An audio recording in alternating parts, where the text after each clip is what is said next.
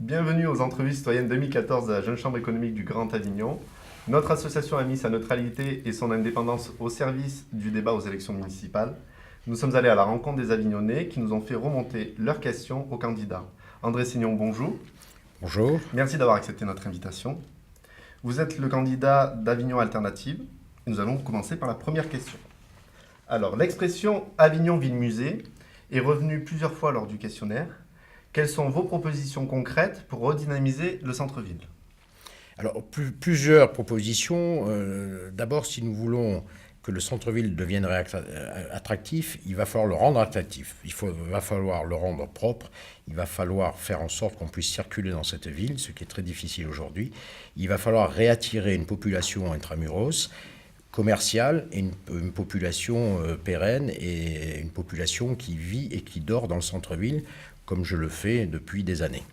D'abord, la ville a besoin d'être un peu renettoyée, si j'ose dire. Quand on traverse Avignon, on se rend compte que cette ville n'est pas forcément une des villes les plus propres de France. Il y a des tags partout. Donc il va falloir trouver quelques solutions pour essayer d'améliorer au moins l'attrait de cette ville. Après, le plan de circulation qui est très important, ça fait plus de 40 ans que le plan de circulation d'Avignon n'a pas été refait. Alors, il y a de temps en temps des changements. On met une rue en sens unique, on met une rue en double sens, on interdit la circulation dans une rue. Mais un plan de circulation général n'a plus été refait depuis la municipalité Henri Dufaux, c'est-à-dire depuis avant 83, et encore, ça avait été fait lors de son avant-dernier mandat. Donc nous avons l'ambition de refaire un plan de circulation cohérent pour le centre-ville, de permettre à tout le monde de pouvoir accéder, tous les habitants du centre-ville à pouvoir accéder au centre-ville, mais de limiter la circulation automobile au moins l'après-midi. Il faut aussi se pencher sur le problème du stationnement à Avignon. Vous savez que nous avons les parkings les plus chers de PACA, sachant que les parkings de PACA déjà ne sont pas les moins chers de France. Donc si nous voulons attirer une population au centre-ville, il faut que les gens puissent se garer, puissent aller faire leurs courses, puissent aller voir leur médecin, leur dentiste, leur avocat, accéder à tous les rendez-vous qu'ils peuvent avoir, leur banquier, leur assureur en centre-ville. Donc nous avons un plan aussi de réorganisation du stationnement. Nous essaierons de renégocier aussi la concession Vinci. Vous savez que Vinci a aussi la concession de parking à Aix-en-Provence. Ils ont réussi à faire en sorte que Vinci accorde la gratuité de la première heure de stationnement à condition que vous puissiez justifier d'un achat en centre-ville, dans un commerce du centre-ville. Ça a été mis un peu en place à Avignon. Si ce n'est qu'à Avignon, c'était à la charge des commerçants. Alors aujourd'hui, il existe les 20 premières minutes gratuites avec les eurodateurs, ce qui déjà est une bonne mesure. Nous essaierons d'améliorer le stationnement en centre-ville. Et alors surtout, ce que nous voulons faire, ce sont des parkings relais tels le parking des Italiens, qui avait été conçu et pensé lors du premier mandat de Marie-Josée Roig, par un de ses colistiers de l'époque, qui est un de mes colistiers aujourd'hui. Et nous voulons multiplier les parkings relais, notamment au sud d'Avignon, notamment à l'est d'Avignon, et faire en sorte qu'il y ait des relais avec des citizens qui amènent les populations en centre-ville pour dégorger cette ville aussi de nombreuses voitures tampons qui viennent le matin aux heures du travail et qui restent jusqu'à 17h le soir. Alors justement, vous avez parlé de la propreté. Les Avignonnais trouvent que des efforts pourraient être faits dans la propreté sur Avignon. Et par ailleurs, particulièrement en retard en matière de tri sélectif, la ville d'Avignon. Quelles sont vos réponses pour pallier ce retard ? Alors, je suis tout à fait d'accord sur le constat. Nous sommes pour le tri sélectif. Le petit problème en Avignon, c'est que vous savez qu'en zone hypercentre, comme on l'appelle aujourd'hui, les monuments historiques et le patrimoine de France ne vous autorisent pas à déposer ou à mettre les réceptacles de ces déchets dans n'importe quelle rue. Alors, ça a déjà été commencé dans certaines rues, en souterrain. Il faudra multiplier le nombre de points de dépôt des tris sélectifs, et il faudra effectivement surtout un peu discipliner. L'ennui d'Avignon aujourd'hui, c'est qu'il y a une ambiance de laisser aller, mais dans tous les domaines. Et elle se retrouve aussi effectivement, cette ambiance, dans dans l'état de la ville, et moi qui l'habite et qui y dors, je vous assure que la petite rue dans laquelle j'habite, qui est parallèle à la rue de la République, est un cloaque, c'est plus une rue. Alors en plus, il va falloir s'occuper du tri sélectif, les poubelles que l'on jette en plein milieu d'après-midi au milieu des rues, qui sont inventrées par les chiens, qui sont inventrées par les gens qui cherchent quelque chose au fond de la poubelle. Il faudrait aussi trouver une parade pour que les containers soient mis au moins dans toutes les rues, sans gêner ou sans aussi détériorer l'esthétique de la rue ou de la ville ou du quartier. Et il faut absolument aussi multiplier les sanisettes dans Avignon. Il n'y a plus de sanisettes.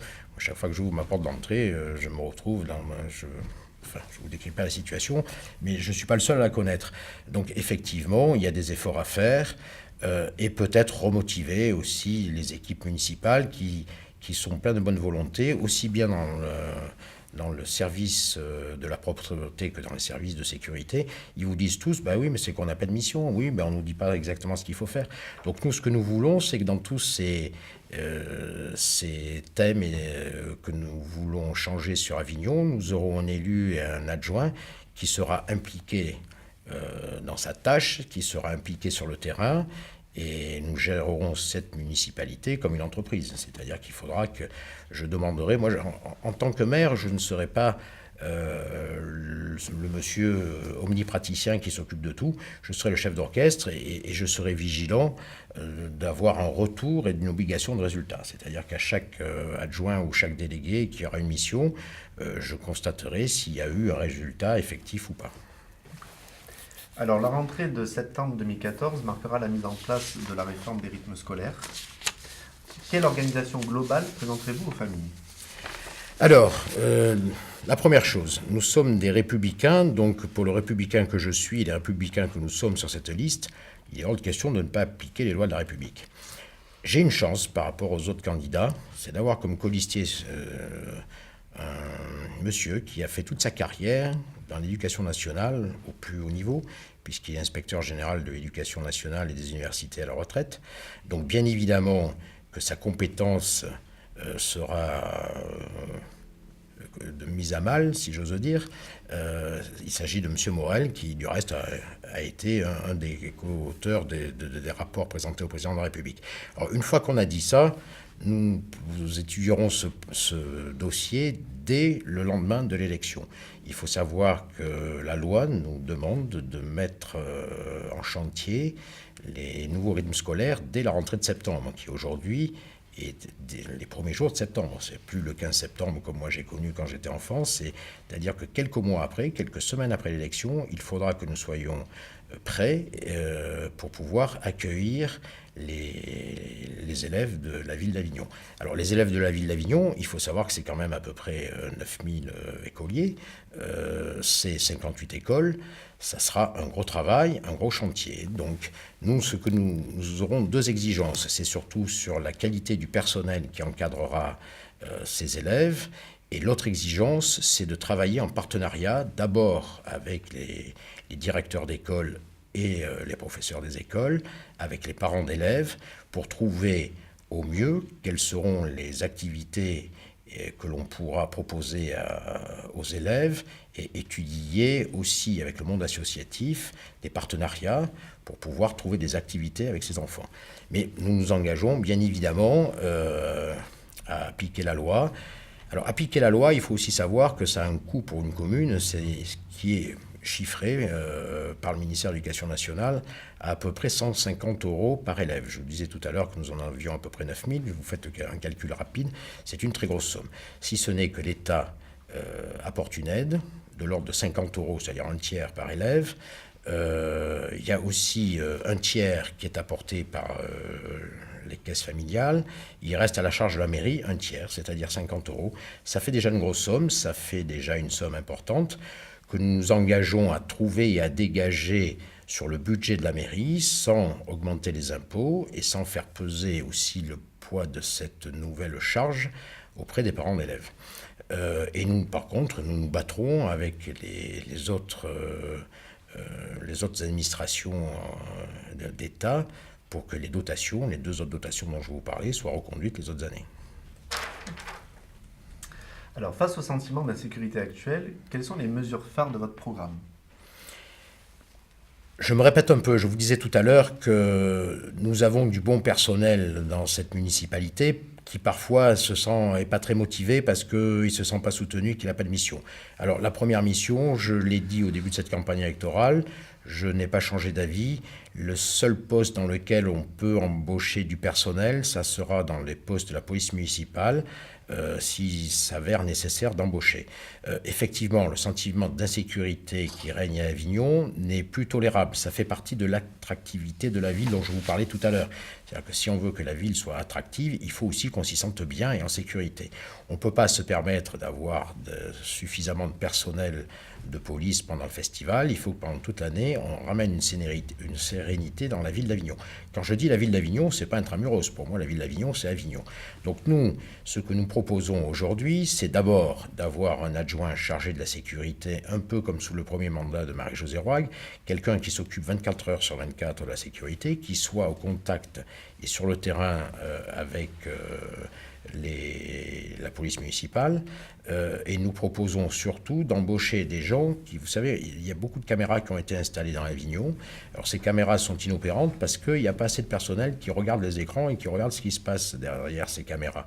Nous, ce que nous proposons, c'est d'embaucher du personnel pour qu'il y ait une surveillance effective derrière les écrans et des brigades d'intervention rapide qui peuvent être à moto, qui peuvent être en voiture selon les quartiers, parce que selon la grandeur des rues, à l'intramuros, ce seront certainement des motos, des brigades d'intervention rapide. Dès qu'une infraction est constatée, que quelqu'un se rende compte et aille sur les lieux pour se rendre compte, verbaliser s'il faut, et au moins voir de quoi il s'agit.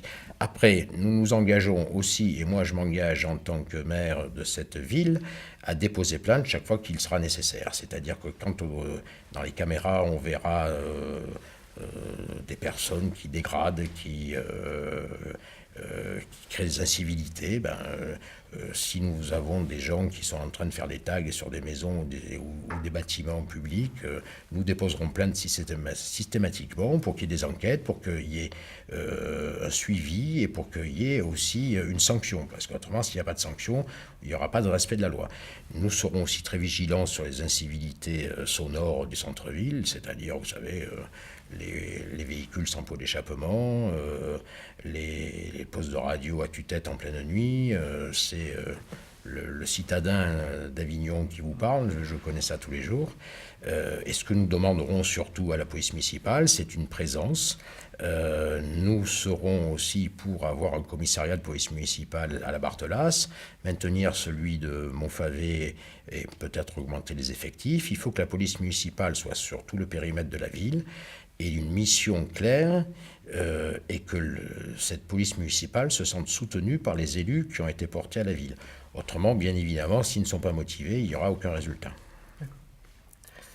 Alors, selon les personnes interrogées, la proportion de personnes vivant dans la rue est particulièrement élevée à Avignon. Comment comptez-vous faire évoluer cette situation ? Alors, malheureusement, il n'y a pas de règle miracle. Je ne suis pas sûr qu'il y en ait plus à Avignon que dans d'autres villes. Effectivement, dans certaines rues d'Avignon, on a l'impression qu'ils sont plus nombreux qu'ailleurs, parce que ça se limite à 2-3 rues, la Place Pie, la rue de la République. Bon, effectivement, c'est un souci, effectivement, c'est un problème. Ces gens qui sont dans la rue sont à 99% des cas des gens qui ont des problèmes d'addiction sévères. Moi, dans ma rue, je vois à 7 heures du matin, ils sont déjà ivres-morts. Alors, c'est soit des addictions à l'alcool, à la drogue. Donc, forcément, il faut qu'il y ait, avec l'aide des associations qui s'occupent de ce genre de cas, avec l'aide des assistantes sociales, avec l'aide d'un personnel médical, il faudrait assurer un suivi à ces personnes-là. Alors après, bien évidemment, par contre, on ne peut pas tout tolérer, et on ne peut pas tolérer des meutes de chiens, place Pie, des meutes de 6-7 chiens pas attachés. Mais ce qui est le plus important quand même, avant tout, c'est de s'occuper de ces gens qui, je vous dis, pour 99% des cas, sont des personnes qui sont complètement déstructurées par des problèmes d'addiction. Donc, effectivement, aujourd'hui, la loi vous dit que si la personne n'est pas demandeuse, on ne peut pas l'hospitaliser d'office, certes, mais on peut lui faire rencontrer des assistantes sociales, on peut lui faire rencontrer des personnels médicaux, on peut lui proposer des périodes de surveillance, de médicalisation pour essayer de pallier à ces addictions. Parce qu'effectivement, la solution n'est pas non plus de laisser ces gens dans la rue. Alors, hors festival, pratiquement tous les Avignonnais jugent leur ville endormie. Comment réveiller Avignon tout au long de l'année? Alors, nous avons quelques propositions, mais avant, il faut quand même tordre le cou à cette idée que, hors festival, Avignon est une ville endormie. Avignon est une ville quand même qui propose beaucoup de spectacles et d'activités hors festival. C'est le théâtre et l'opéra d'Avignon. Ce ne sont pas toutes les villes de 90 000 habitants qui ont la chance d'avoir l'opéra d'Avignon, avec un orchestre et des choristes, je crois. Ma spécialiste et colistière de ma liste me donnera le chiffre exact, mais je crois que c'est un orchestre d'au moins 80 personnes. Nous avons plusieurs théâtres qui toute l'année proposent des spectacles. Nous avons le Paris qui est une salle de spectacle mais qui n'est pas vraiment un théâtre. Nous avons les hivernales. Nous avons, enfin j'en passe, c'est des meilleurs. Mais effectivement, quand vous avez un festival comme le Festival d'Avignon de théâtre, qui est un des plus connus, bien évidemment que du jour au lendemain, on a l'impression que plus rien se passe parce qu'il y a plus de 1500 spectacles proposés dans le mois et par jour. Alors nous proposons plusieurs choses. D'abord, les hivernales, effectivement, non seulement de les perdurer, mais d'essayer d'augmenter la période des hivernales. Vous savez qu'aussi en janvier à Avignon, Jean-Pierre Roux, un ancien maire d'Avignon, avait eu cette très bonne idée, puisqu'à l'époque, il y avait qu'Avignon en France qui le faisait. En 5 secondes. Pardon. Donc, nous voulons agrandir aussi le festival équestre, on va l'appeler comme ça, du mois de janvier, et essayer de faire comme dans les villes d'Espagne ou les villes américaines, où vous avez pendant 2 mois des compétitions de haut niveau équestre, un festival de la danse, un festival aussi des vêtements. Merci. J'ai une seconde. Merci beaucoup. Merci à vous. À bientôt.